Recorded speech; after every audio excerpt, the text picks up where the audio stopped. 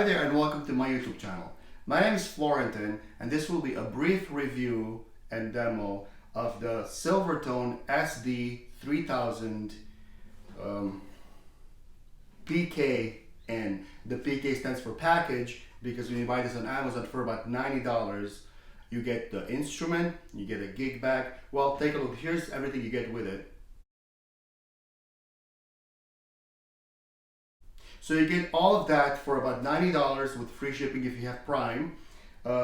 Just the quick likes and dislikes about the instrument. I won't deal with the accessories, just with the instrument. So $90. The woods are very inexpensive. Beginning with the top, looks like spruce. No way this is spruce. This is basically lacquered Home Depot plywood is what it is. It's shiny, it looks kind of nice, but it's just lacquered Home Depot cheap plywood. The back and sides are made to look like mahogany, but there's no way this is mahogany. I have no idea what this is, but it's not mahogany for sure. The neck kind of looks like mahogany. There's a little bit of grain in there. I would guess the neck is white wood. That would be my guess. The fingerboard and the bridge, no way that's rosewood, and you wouldn't expect rosewood for this price anyways. Just some basic entry-level wood there. Decent looking tuners. The headstock looks really nice. I think a lot of people would like that. Looks really nice. The overall presentation, very nice, clean look. It's a pretty sturdy build, so that's good. It's not a flimsy instrument. It seems pretty solid. And it does have a decent sound, a big sound. It's a dreadnought body, so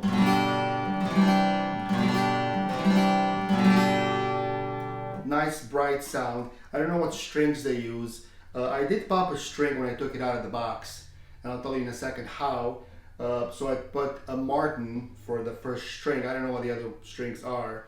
I don't know what strings they use in the factory. And but anyways, decent sounding instrument. It's got a nice pickguard here. Has a little plastic film covering, which I didn't take off yet. It's not my guitar. I'm not gonna keep this. I'm just looking at it for a while.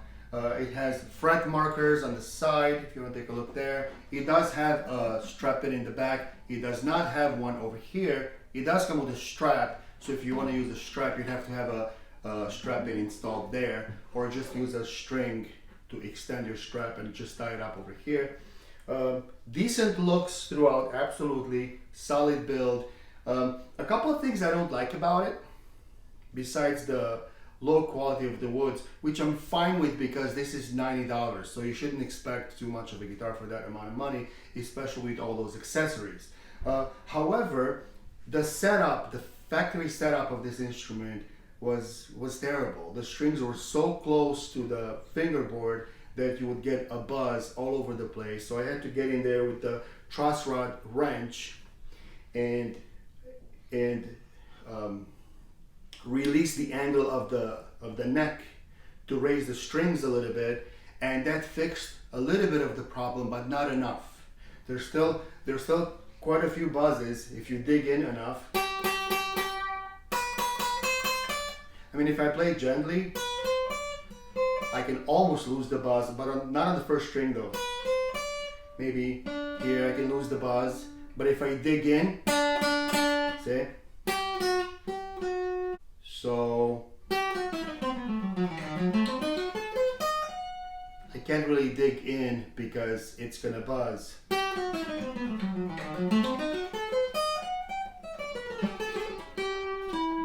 So I have to play with a very light touch or it'll just buzz. Still, even after messing with the truss rod, so I'd have to do it more if there's more room, and then if that doesn't fix it, you have to raise the saddle back here. But on a guitar like this, it just wouldn't be worth it. So yeah, that's one thing I didn't like about it. So for the beginner who just buys this online and gets it out of the box and is not able to play it, that's bad news. The second thing I really didn't like was the frets. The fret ends. Now, if you're a guitarist, you'll know that the fret ends need to be filed at an angle for at least two reasons. Number one, when you slide your hand up and down, your fingers up and down, you don't want to be scratched by the corners, by the edges of the frets, because those are made of metal and they're sharp. So they need to file them at an angle and make them nice and smooth. These are very sharp and they're kind of sticking out all over the place. So you can actually get a cut on your fingers from doing that. And the other thing that could happen, which actually happened to this guitar, is if you strum harder, that first string can actually go down and get hooked. Let me show you. There, it just went off of the fingerboard and it got hooked onto the edge of the end of the fret. So now it's like stuck over there. So if you're a beginner and have no clue what just happened, you would think your guitar is broken, and all you have to do really here is just release it and it comes back. But it can actually pop when it happens. And that's what happened to this guitar today.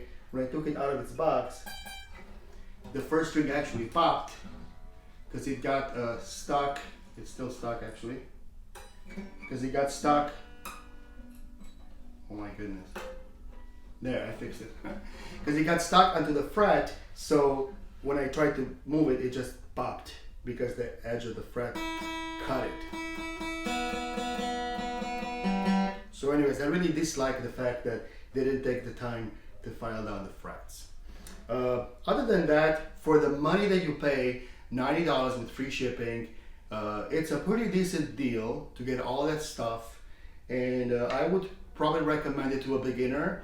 Absolutely. Maybe some beginners would actually like the fact that the strings are closer to the fingerboard because the fingers won't hurt as much, but also you want to have a buzzless sound, right? So I almost got rid of it, but it's still there, so I'd have to mess more, but I'd have to mess with the truss rod a little bit more, see if I can fix it. Anyways, let me try a little bit of finger style, see if I can